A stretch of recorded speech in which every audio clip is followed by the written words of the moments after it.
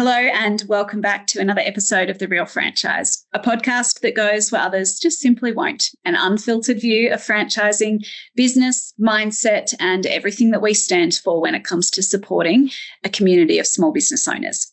Join me, Rhiannon, the CEO for James Home Services, and Justin, one of our owners, as we unpack it all with no topics off limits. Justin, today we are talking about the cost of failure. I don't think we talk about this enough as a society. We glorify, we make heroic the idea of starting a business, and most people are fully across the equation. Well, the side of the equation is, that what are the startup costs? That's what people focus on. How much is this going to cost me to get going? But there are some pretty sobering stats that indicate, to me at least, that I think we need to be talking about the cost of failure more broadly. And I want to share those stats with you to kick off our episode today. In Australia, the official ABS statistics indicate that within the first 5 years of business ownership, 60% of businesses that are started fail. Now, that's pretty sobering, but it gets a lot worse.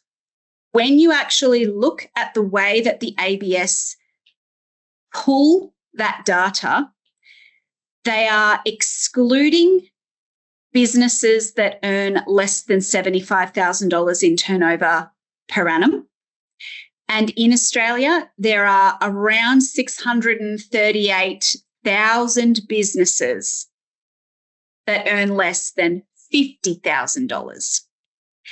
So when you actually think about the whole picture, not just the ABS stats, but also those businesses that in the industry we call fail quietly because the data doesn't see them, the stat is more close to 80% in the first 3 years. Yep. And that is a sobering thought if you're thinking about starting a business. It's an interesting way actually to calculate a stat, Like it is. Because what people are thinking of, well, what's the success rate for people who start a business? Well, when you start a business, you don't instantly earn over 75 grand a year. You've sort of, as a small business owner-operator, you've sort of half made it if you're doing 75,000 plus. Yeah. And what we want to know when we're talking as family and friends about this, considering this, what's the real number? Because people start from zero, and if they don't make it, they don't generally get to 75,000 a year. Yeah, so that's not even counted in there. No, it's not, and I could get super technical as to exactly why it's not counted. I'm going to keep this very brief, but it is basically down to the way that the ABS look at business failures is that they look at people who either go insolvent, deregister their ABN or their business name, or people who haven't lodged a BAS in 5 quarters. However, for those astute out there listening, you only lodge a BAS if you're registered for GST, and you only need to be registered for GST if you're earning over 75K per annum. So for those 638,000 businesses odd that are earning under that, indeed under 50, they just die quietly.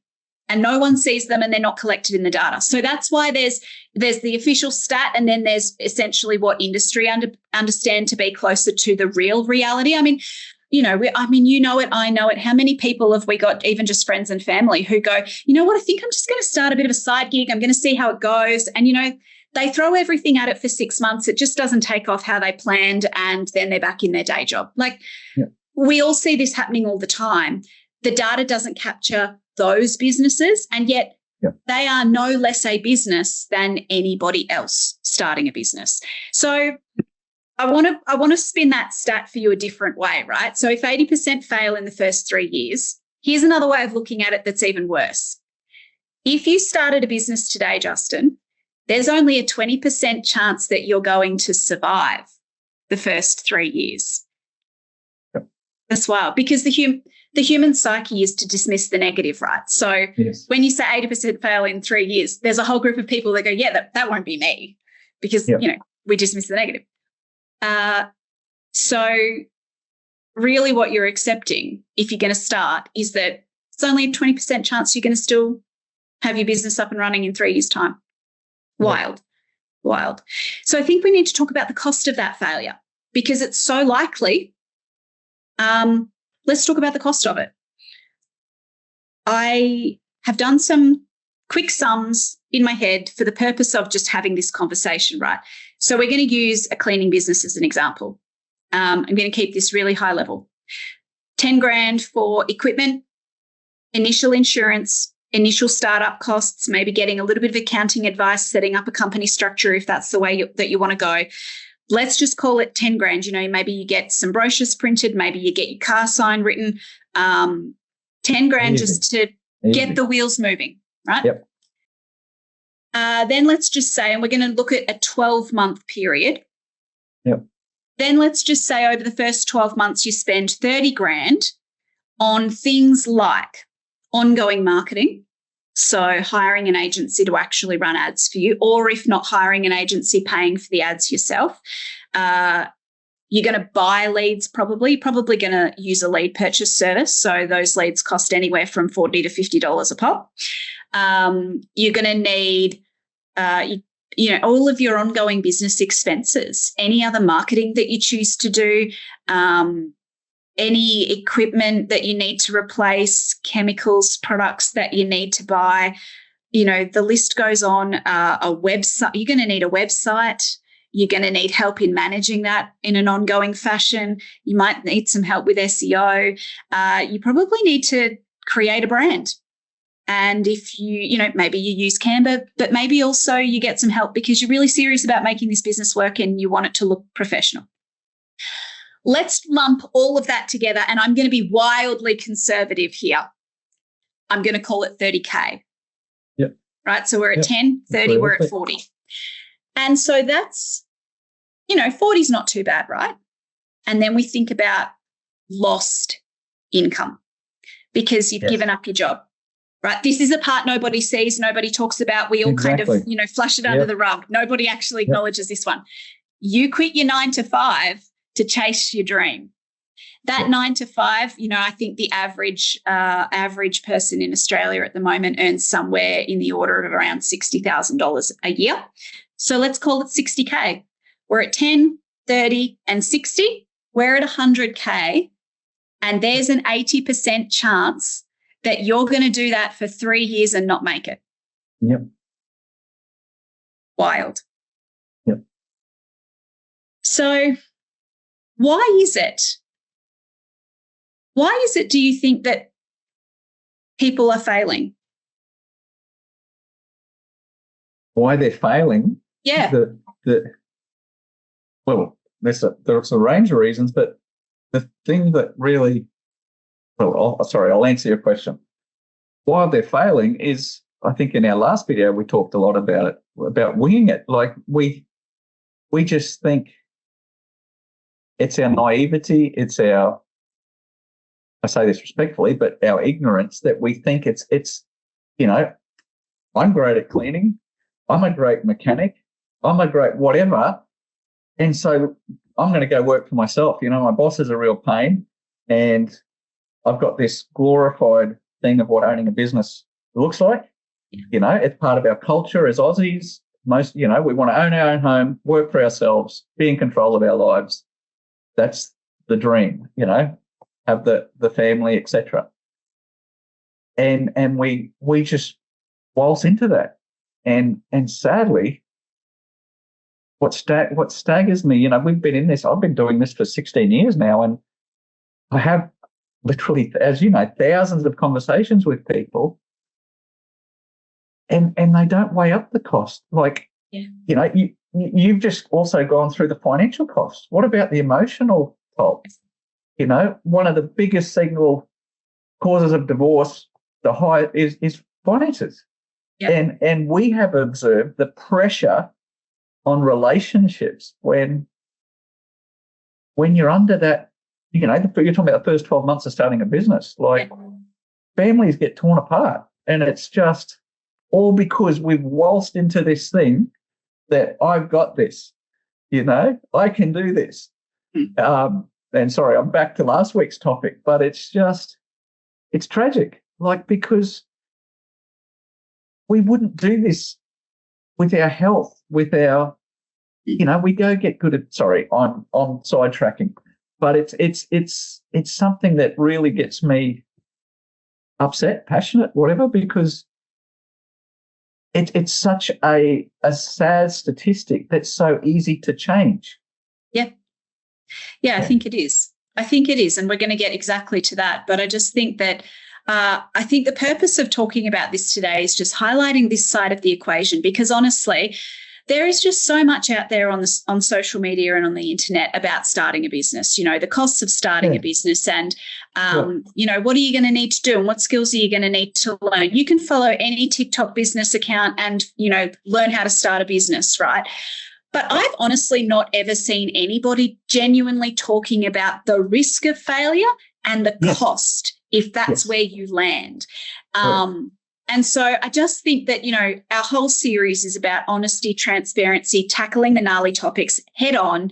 And so here we are, talking about the thing that nobody else is talking about, which is that if you start a business today and you don't make it, there's a very, very real chance that you're going to be down the drain 100K plus.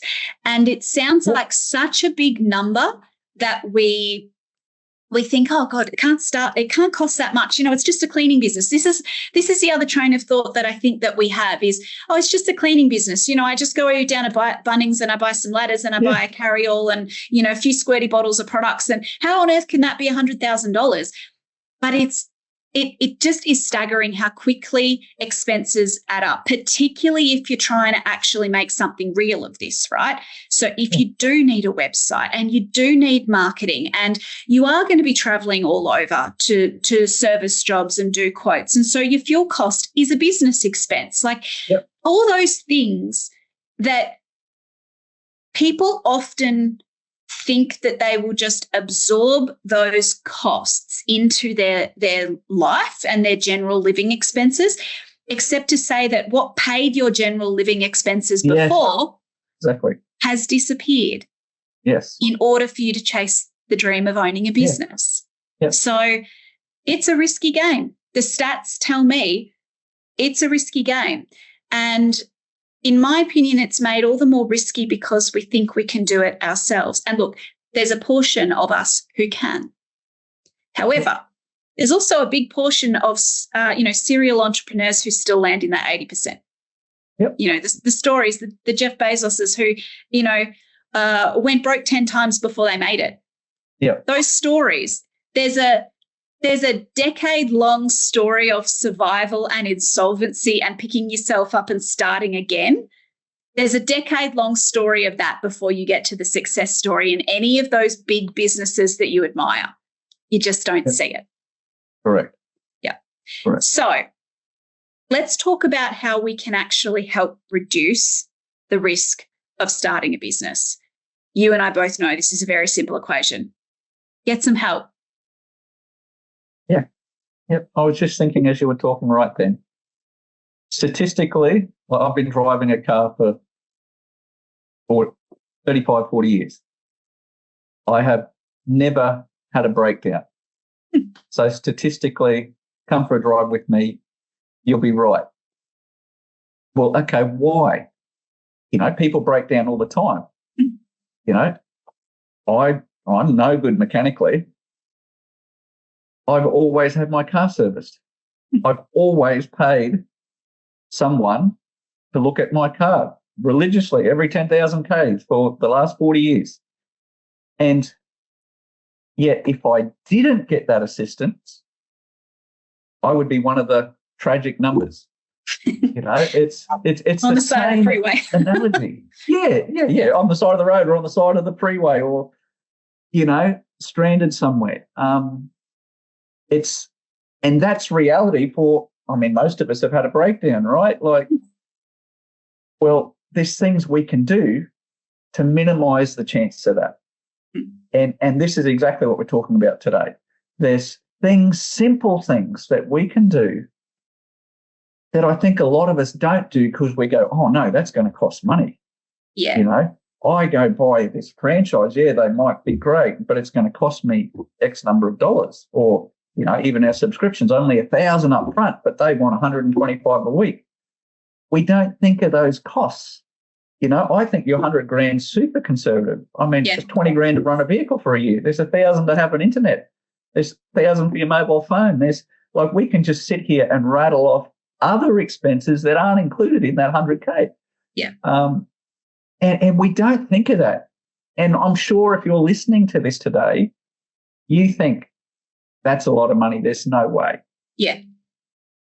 And what we're trying to say today is that number is extremely conservative. It will cost you at least 100K to have a crack on your own. Yeah. And is that a risk you're prepared to take? Or what do you do to minimize that risk? Yeah. You go and get support. And there's lots of support options out there, right? Like, obviously, James Home Services is a franchise network. And so the kind of support that we talk about is, that full supported startup model where, we take you from absolutely no experience needed into, the startup process, and then through growth, through development of the business, and then walking you through and towards strategies that will achieve a sale or an exit in the future when you want one. That's the support we're talking about. But there are also other support models. You can go out and get a business coach off your own back. There are, I'm sure, other programs out there that, are startup programs. I'm yet to come across one that has the kind of credentials that ours does, but then obviously that I'm going to have a very biased opinion. So take that with a grain of salt if you're listening, and do your homework. But look for a support option that has street cred. Look for a support option that has done volume, because volume equals lessons. In the last couple of years, we've started a few hundred businesses, right? Yes. And so the reason why we are so confident at this point that our kind of support works is because we've seen it work. We've seen it work. Data. We've also seen it fail, and we've figured out exactly why it failed. And generally it comes down to somebody not actually utilizing the support that they are getting access to. And we've talked about that very transparently in other videos. So that support can come in all different shapes and sizes. It just comes down to what's right for you. But I really want to start to normalize actually getting support, because people don't. Why do you think people don't get support? I think there's a few things that go into this melting pot that mean that we don't feel confident reaching out and getting support when we start a business. It's probably the biggest or the riskiest decision most of us will ever make in our lives, and yet we don't get support. Why do you think that is? I think part of it's our culture. A big part of it's our culture. She'll be right, mate. Yeah. I got this. How hard can it be? Yeah, that's something we hear a lot, hey? Yeah. I think it is part of the culture. I think I think social media does a great job of showing you the highlight reel, the good parts, and, it makes it look easy. Yep. The reality is it's clearly not, because 80% don't make it. But I think we have made heroic the idea of starting a business solo to the point where there is now a very real sense of shame attached to actually saying, you know what, I've never done this before. I'm going to get some help. I'm going to get some gut, because I don't have the time or the money to fail. Like, I can't afford to fail. That's really what we're talking about. Can you afford to fail? Most people look at it and go, can I afford the support? Oh, well, if I'm already, spending 30 grand a year to run this business, can I afford any more on top of that in support? No, I can't afford that. But I think that's one of the really big reasons why people don't get support. They think that they don't need it, can't afford it, or they feel so shameful about reaching out for support. They feel like they're going to be judged by their friends or family. Why do you need support? I'll just have a crack. Just register an ABN and throw some ads on Marketplace. You'll be right. That exact mentality. You speak to a lot of people who make an inquiry with us, and it would be probably fair to say that some of the people you speak to inquire with us not necessarily because they are, really wanting to use a franchise network to start a business, but rather they're pretty sure they're going to go the DIY route, but they just figure they should probably at least talk to a franchise network and just see what that's all about on the side. Yep.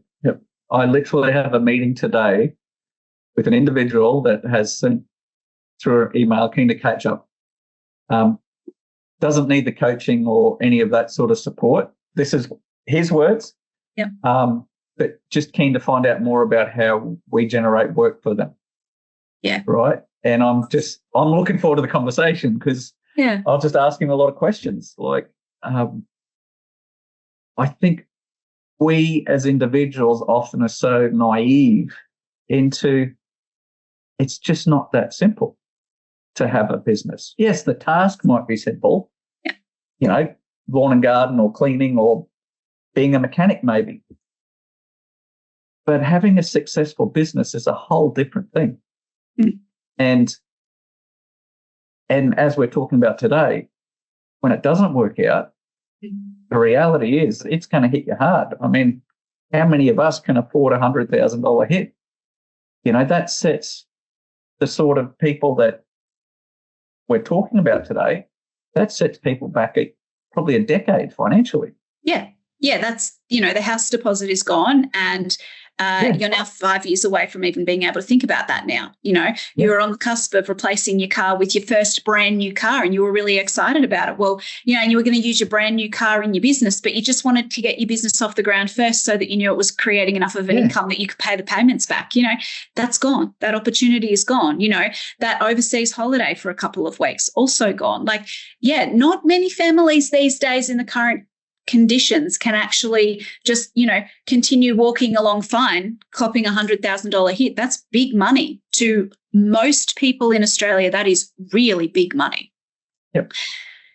So getting support is so easy. There's so much of it out there, but we don't get support because we think we don't need it, or we think that we can't afford it, or we feel somewhat ashamed to actually acknowledge that, hey, this isn't my wheelhouse. I need some support.